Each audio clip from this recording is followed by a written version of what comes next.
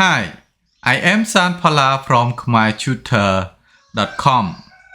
Today, you will learn one of Khmer consonant Go.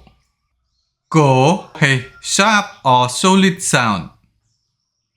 Here are some examples. Gu, gu, gu, gu, cua, cua. So khá, gu gu. So khá gu gu. And now you have learned Go. I hope this lesson is useful. Please subscribe, like, give a good comment, and click the bell icon for notification when I post a new lesson. See you next lesson. Bye.